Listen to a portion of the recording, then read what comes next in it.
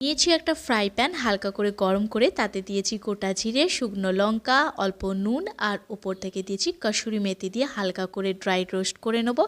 দেন এটা মিক্সার গ্রাইন্ডে ভালো করে পিষে একটা মশলা রেডি হয়ে যাবে। এখানে আলুর খোসাগুলোকে ছাড়িয়ে গোটা আলুগুলোকে সর্ষে তেলে বেশ ভালো করে ভেজে তুলে রেখে দেবো। সেই তেলেই আমি দিয়ে দেবো এখানে কুচনো পেঁয়াজ বেরেস্তা বানিয়ে নেবো। রেগুলার বেসে বলতে গেলে বাড়ির পছন্দ মতন সকলের রান্নাবান্না হয়, সপ্তাহে একটা দিন চেষ্টা করি নিজের পছন্দ মতন রান্না করার।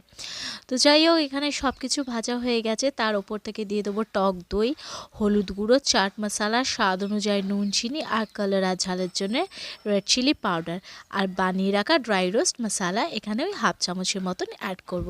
ভালো করে ম্যারিনেশন করে বেশ কিছুক্ষণের জন্য রেডি করে রেখে দেবো। সব কিছু ভাজার পর বাকি যে তেলটা ছিল কড়াইতে আমি অলরেডি রেখে দিয়েছিলাম, তাতে 1 চামচের মতন গাওয়া ঘি অ্যাড করেছি।